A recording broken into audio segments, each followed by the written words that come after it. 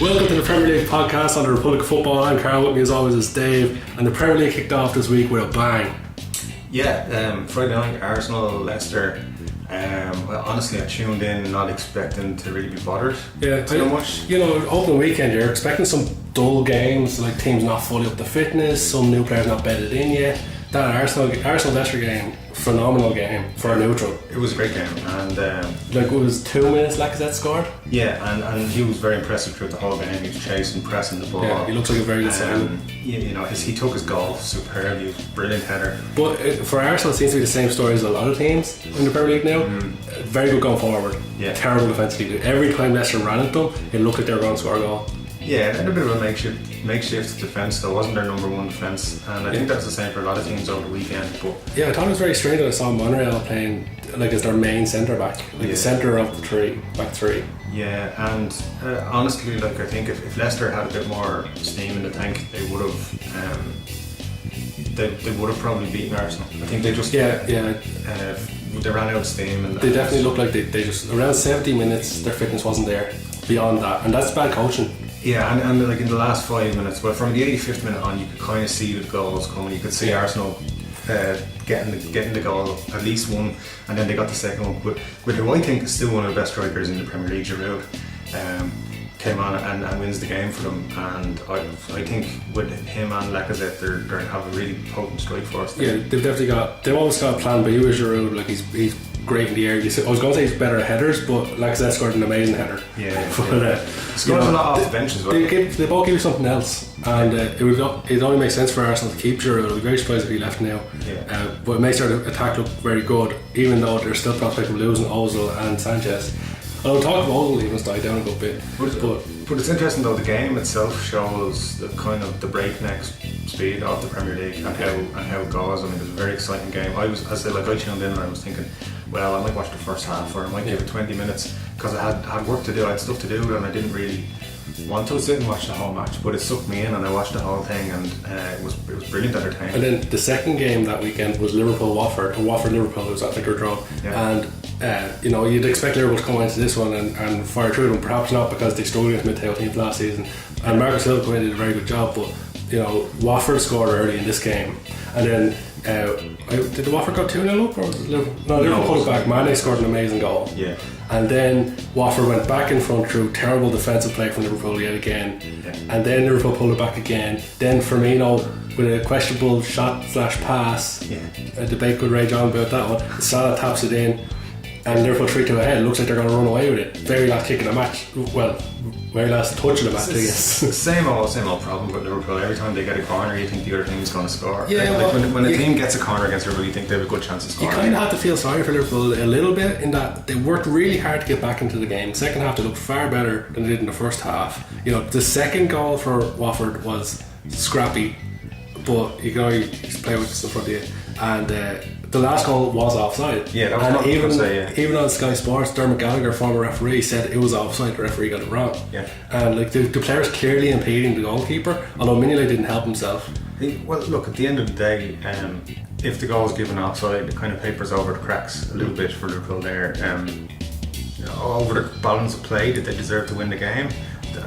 They might have edged it 51-49. Well, there is the argument that perhaps doing Watford a disservice, because Watford played very well. They looked very strong defensively. They were good, even though they conceded 3 goals. Like they made it difficult for Liverpool, who are very good going forward. Yeah, they had a game plan. Well, you say that, like they say Liverpool did score 3 goals, and that's when like they didn't really play in the first half. Like the only really moment they had in the first half was Mane scoring that goal, which was a brilliant goal, did really well.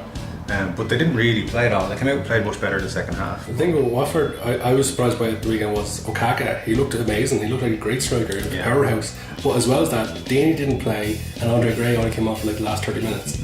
So now they've got 3 very good Premier League strikers, it seems. Okaka looks like he's going to do really well for the season. He might not score 20 goals. He might get like 5 to 10 goals, but they could all be very important. Same with Deeney and Andre Gray. And it looks like Marco Silva is a very good tactician. Yeah, I think we were all impressed with him last season. Obviously unlucky to go down in the end, but he showed his quality as a coach, and it'd be interesting to see what Watford do this season. I think they've made some good signings. They are obviously very much well organised, Yeah. and that makes a difference. They did keep Liverpool quiet in the first half, and I think that's more to do with Watford playing and controlling the game than Liverpool not controlling it. I think Liverpool just didn't get the chance to play their game. And of course, with the whole Coutinho thing rumbling on, that's been used as an excuse and all as well by Liverpool fans. But I think really what it shows is Liverpool are going to be very good going forward, and unless they bring in the centre back, they're probably still going to have frailties at the back anyway. And then the next game that was live on Sky that weekend in the Premier League was Chelsea-Burnley. Yeah. And I sent you a message at half time to see if you were watching it, and you said you weren't. Yeah. And I told you have to watch this game, it's unbelievable. Yeah. It's the most unbelievable game of the weekend. That first half of football where Burnley were playing Chelsea is one of the most spectacular things I've ever seen. Chelsea were in complete disarray. They were one of the worst Chelsea teams I've ever seen. Well, what I will say is, right, I was at home on Saturday, and I watched the Arsenal game, I watched the Liverpool game after waiting so long for Premier League to come back. It always feels like a long time when the Premier League has been missing and the start of the season comes back. So we were all looking forward to it, but the two games were so frantic and so frenetic. There was so much going on, so many goals. I was like, right, I'm going to take a break because I've seen so much football already, and it was great football. I don't want to see a bad game, and no disrespect to Burnley, I didn't think they were going to put up much of a fight to Chelsea. On paper, you think it's going to be a walkover for Chelsea, especially how good they were last year. Yeah, I just didn't think they'd have enough power. There were so many weird things, like Chelsea giving a young player a start. That was really weird. Jamie Boga got a start. Yeah, He came off after 20 minutes because Cahill's stupid tackle. Like, what is shame for Jamie Boga. He finally gets a chance for the first team. He's taken off after 20 minutes through no fault of his own. Yeah. And Christensen came on then. Second Chelsea youngster getting a chance. Charlie Masunda came on. Chelsea gave 3 young players debuts. When's the last time Chelsea ever did that? I know it's weird. It's like parallel universe or something. But then Burnley turned into Barcelona in that first half. The game they were itself, ripping them apart. I mean, you have to say, like, there were some good goals, but you have to give probably Stephen Ward. Yeah, I was going to say Stephen Ward scored that wonder strike from the side, and I'm like, I must be asleep. I must be dreaming here. And the fact he's actually been a professional footballer for 455 years is amazing. It was unbelievable. But Chelsea did pull it back the second half. He looked far better when Morata came on. He looks like he's going to be a spectacular player. That's the thing. When Morata came on, they looked completely different. Yeah. But Morata was always very good at his other clubs, and they said on I think it was Match of the Day, I heard him say he scored in his debut in La Liga, in Serie A, and now the Premier League, and that alone is impressive. Yeah. The only one who has a better one at the minute is Marco Asensio. Has apparently scored in his debut in every competition, including Champions League and the Super Cup, the Copa del Rey. Yeah, I could have done that, but I didn't want it. But yeah, it was a big shot. You know, a lot of people would have had Chelsea down as a banker on an accumulator or a bet last week, and Burnley to be 3-0 up at half time, like, you couldn't believe it. But Morata looks an amazing signing. The interesting thing is that on the open weekend, the Chelsea game was only live in Ireland on Sky, but all of the top 6 games were on TV. The City Brighton, I believe, was on BT. I didn't see that one. Yeah. But City, I did see it on Match of the Day, and you know, Brighton held City out for a long time. They held them out for like 70 minutes. Brighton's new goalkeeper looked very good, and City kind of struggled, got a bit of luck at times, and you know, I think against a stronger team, City could have struggled on the opening day. Yeah, well, I don't think they're finished building their team under Pep. I think he's got a lot of work to do over the next couple of years. Surely they can't spend more money in this window. Well, not in this window, but over the next couple of years. Like, I don't consider them title challengers this season. Yeah. Because I think they've thrown a lot of money at their defence, but their defence wasn't their only problem last season. I think their problem's Pep. I really don't think his system's going to work in the Premier League, and I think they will struggle in tight race. They'll get top 4 because of the quality they have in their team. There's always the option that Pep has, and this is what Conte did it last season. Change your formation, change your system. Then you've got the players and everything to have a good run in it. The weirdest thing for me with City was I thought they re-signed Stephen Ireland because I saw this Baldy fella running around, and I was like, how the hell's that? Yeah. That looks really weird. Yeah, he does look weird. So that was the talking point of that game, I think. It wasn't a great game, but and then on Sunday we had Spurs Newcastle, and what the hell was John Shelby doing?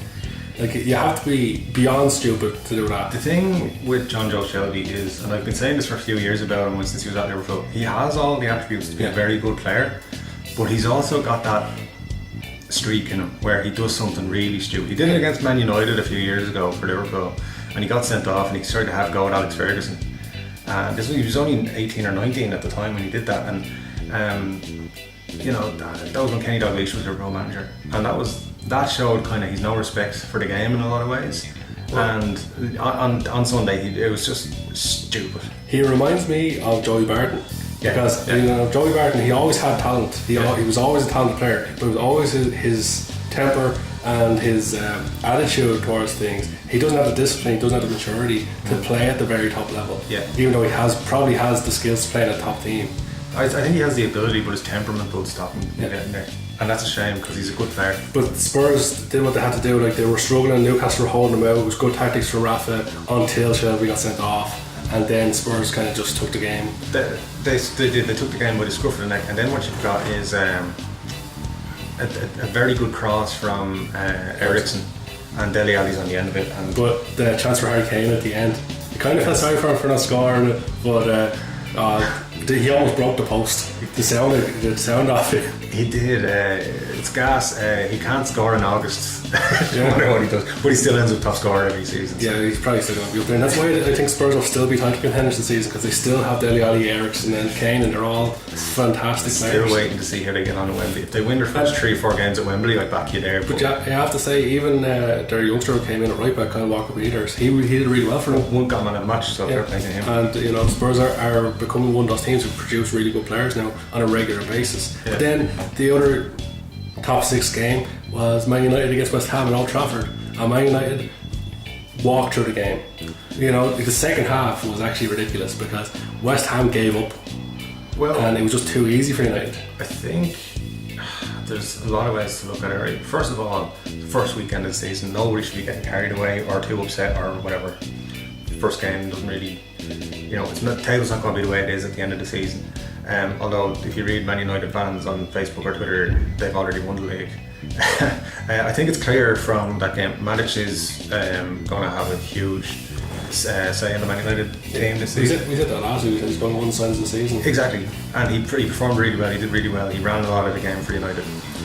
West Ham didn't have a player in the middle of their midfield who could counter him at all. There was no anchor there. There was nobody starting plays. I was expecting a lot more from West Ham because they've made some very good signs in the window. But as we spoke about last week, their core of their team was still very soft, and that was just exposed at the weekend when heads just dropped when they went 2-0 down, and that raised questions over the manager and whether the players are going to actually play for him. I think if you look at the third and fourth goals, you can see that the defenders were really not trying. Like Martial's goal now took it very well. Pogba's goal, he took it very well. But when the defenders are backing off and giving you space in the Premier League, which doesn't happen, you can only play what's in front of you. And fair play to Man United, they didn't stop. They kept going. They passed it around. But if you look at that fourth goal, and there was a clip from the crowd, someone on their phones had the video of it, and you can see it very well, where Man United players, even Fellaini, had so much time on the ball that he couldn't make a mistake. And the pass, they were walking through the team. It was like a hot knife through butter, and it was crazy. But fair play to United, they got the big win, they're top of the table. See how they do against a team who are actually. I think a bigger issue is West Ham and their performance. Man United did well but you can only beat what's in front of you, and if what's in front of you is a poor team, you're going to have to beat them by 4 or 5 anyway. The big problem for West Ham is they look like a lot of individuals in that team. I think what you've got to do though, I think Slaven Bilic this week will have Masuaku just doing laps of the training ground as punishment, because they have to get rid of him. When you see for that second goal where he's standing beside Lukaku and he's laughing, and he checks he does his socks up, and he's not paying attention, and he's on the wrong side of Lukaku anyway. And then the ball comes in, and Lukaku's got a free header because he hasn't kept up with him, or he's behind him, and he doesn't even jump as much. Like, what is that fella doing getting paid to play football? It was stupid letting Lukaku, like one of the best strikers in the Premier League, having that sort of run on the ball. The other thing is Winston Reid should have taken charge of that, and he should have been on Lukaku because he has a proper height balance with him. It would have been a fairer match, and Winston Reid's a proper defender. We were saying last week how well they'd done in the transfer window and potentially even pushing for a top 6 place if they were lucky. But I think we're really going to have to reevaluate that now.